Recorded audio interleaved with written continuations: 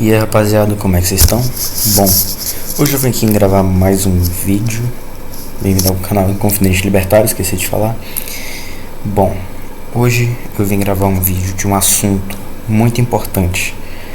E é um assunto que você não acha em qualquer lugar da internet. Então eu trouxe um roteiro aqui exclusivo para vocês, que eu fui juntando as peças dos lugares que eu achava. E hoje eu vou ensinar vocês a só negar, se é que vocês me entendem. E primeiro preciso falar por que você deve só negar, mesmo que você não seja ANCAP, ok? Bom, primeiramente nós sabemos que o Estado ele é um bandido. Por quê? Porque você trabalha e ganha o seu dinheiro, que é a sua propriedade privada, mesmo que você não ganhe moeda fiduciária. O ideal é ganhar em Bitcoin, porque a moeda fiduciária o governo tem a desculpa, que é o Banco Central que emite, então tecnicamente é dele, e aí ele pode te cobrar imposto quanto ele quiser.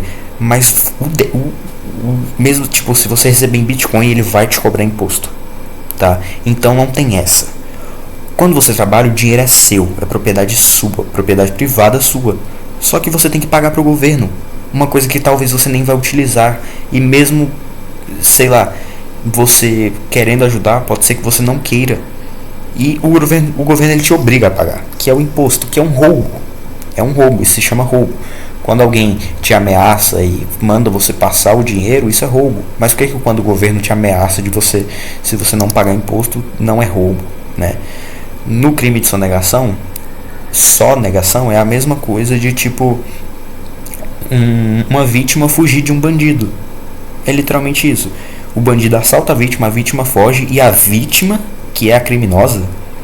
Mas por que, se esse não é o caso, por que quando você só nega, você é um criminoso e não a vítima?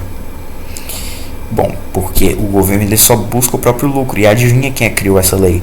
O Estado, que é quem se beneficia com o imposto. Por isso que para ele é o bandido. Ele vai falar que você que está errado, você que só nega. Então é por isso que você deve só negar, entendeu? Você tem que proteger o seu patrimônio, a sua propriedade privada do Estado. E bom, agora que eu já expliquei o porquê você deve fazer isso, tem mais vídeos no canal explicando de forma mais profunda. Essa parte foi sem roteiro. Agora eu tô com o roteiro aqui, eu vou poder falar de forma melhor, tá? Vamos lá, eu vou explicar 10 métodos, 10 formas de você só negar. A primeira dela é a mais importante e melhor forma, que é o que? Bitcoin, ok? Bitcoin é a melhor forma por quê?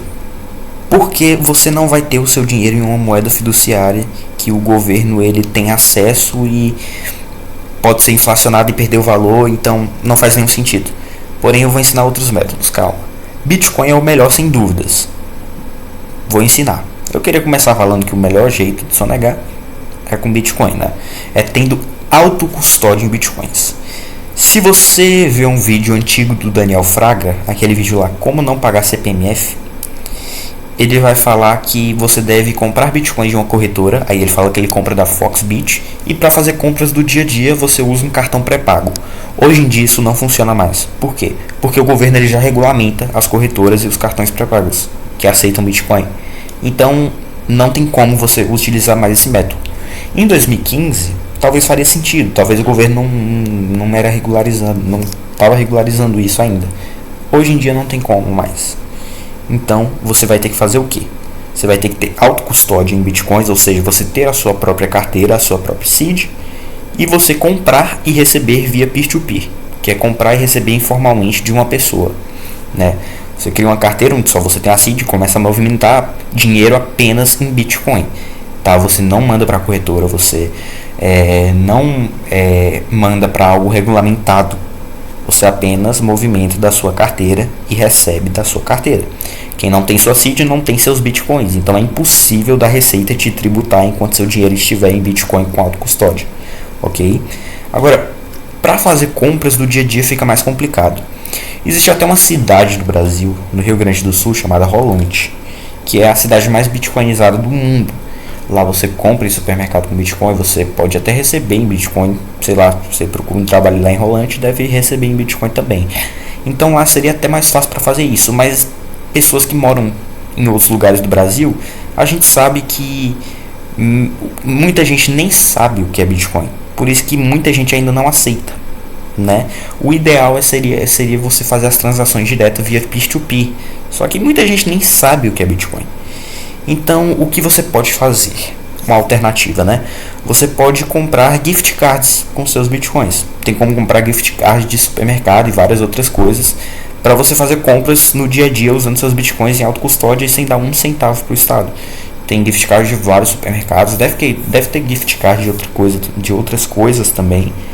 Mas, enfim, é basicamente isso. O ideal é você fazer as transações direto em Bitcoin. Caso não dê, né, que as compras do dia a dia, você compra gift card com Bitcoin. E aí você faz as compras do dia a dia com o seu gift card. Entendeu? É basicamente esse o método de só negar com Bitcoin. E é o melhor. Tá? É o que eu recomendo para você. Porque daqui a um tempo moeda fiduciária não vai nem existir mais. Então, enfim, só negue com Bitcoin. Mas esse vídeo eu fiz para todo tipo de público, não só para ANCAPs, não só para aqueles que pensam no longo prazo na tecnologia. Então, eu coloquei aqui também outros métodos, outros 9 métodos que tu pode utilizar. Segundo método, sair do Brasil definitivamente. Tá? Você pode simplesmente sair do Brasil e ir para um país que tem uma carga tributária drasticamente menor, como Dubai, Paraguai ou alguns países na Europa Oriental. Aí você basicamente só vai sair do Brasil. Já que aqui tem uma carga tributária absurda, você vai para um país que tem uma carga tributária menor, né? Agora, se você não tiver dinheiro para sair do país, você pode começar a usar apenas o dinheiro em papel. O dinheiro em espécie é irrastreável. Diferente do Pix ou do cartão de crédito, que o governo vê todas as suas transações e é completamente perigoso, não use Pix ou cartão de crédito caso você queira só negar, só usa dinheiro em espécie, porque é irrastreável. Não tem como o governo saber uma transação que você faz com dinheiro em espécie, a não ser que você emita nota fiscal.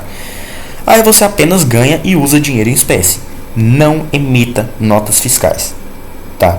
E nem deposita o dinheiro no banco. Não faz essa burrice, porque é isso que faz o governo saber as suas transações.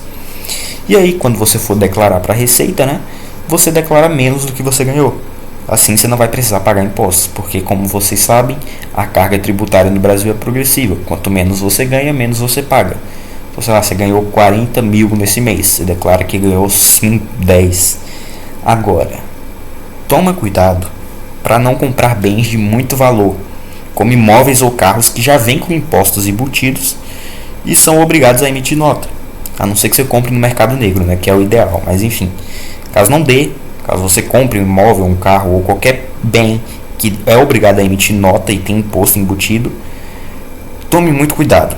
Porque se a Receita descobrir uma movimentação maior do que você declarou, você cai na malha fina.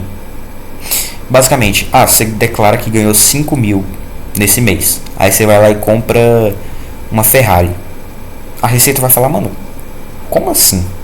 Que bosta é essa? E eles já têm um robô que identifica isso. Aí você cai na malha fina e entra na lista negra do Estado. Aí tu vai ter que pagar uma porrada de multa e pode até ser preso dependendo do valor sonegado. Então, toma muito cuidado em relação a isso. E aí, né, para você fazer essas transações maiores, você vai ter que usar os famosos laranjas, né, que é basicamente você registrar os seus ganhos e pagamentos em nome de terceiros para ocultar os verdadeiros beneficiários e dificultar o trabalho da fiscalização da Receita Federal. E aí, quanto mais laranja você tiver, mais dinheiro para gastar e ganhar sem ser rastreado você tem. Laranja é basicamente isso, você registrar os seus ganhos e gastos no nome de terceiro, no nome de outra pessoa e não no seu. Porque aí você vai jogar a batata quente na mão de outra pessoa e não vai ficar com ela. Bem fácil. Agora, se for uma quantia tão grande que não dá para ficar colocando em muitas laranjas, você vai ter que escalar o nível e abrir offshores em paraísos fiscais. Se você já tem tanto dinheiro ofuscado que não cabe mais em tantas laranjas, significa que você já está rico. Então você abre uma offshore e um paraíso fiscal. E aí você pode abrir nas Ilhas Caimã, Ilhas Virgem Britânica, Bahamas. Você abre sua empresa de fachada lá. E basicamente, como são paraísos fiscais, você não paga um centavo de imposto por ganho. Você pode pesquisar. Eu dei 3 paraísos fiscais, mas tem outros, tá? Você pode só pesquisar aí. Outro jeito também que os milionários usam para não pagar imposto é, em vez de ganhar salário ou lucro, eles pegam empréstimos utilizando os seus próprios ativos como garantia. Como empréstimos não são considerados renda, o governo não pode cobrar sobre esse dinheiro, ele não pode cobrar imposto sobre esse dinheiro, porque não é considerado renda. E aí funciona mais ou menos assim. Você tem investimentos, imóveis ou participação em empresas. Ao invés de vender esses ativos e pagar imposto sobre o lucro, você usa eles como colateral para pegar um empréstimo. O dinheiro entra na sua conta, mas tecnicamente não é renda, então a Receita não pode te cobrar.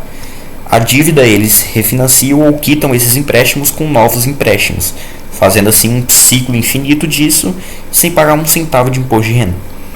Enquanto isso, os ativos continuam valorizando e eles ficam cada vez mais ricos sem pagar nada para o governo. Outro jeito também, bastante famoso, empresas de fachada. Também tem como sonegar através de empresas de fachada. Você basicamente cria uma empresa sem atividades reais, que existe apenas para emitir notas fiscais falsas, desse jeito reduzindo impostos artificialmente ou justificando despesas inexistentes. Não sei se você já viu aquelas lojas que pode até ser grande, mas tipo não entra ninguém. Provavelmente é uma empresa de fachada, mas enfim.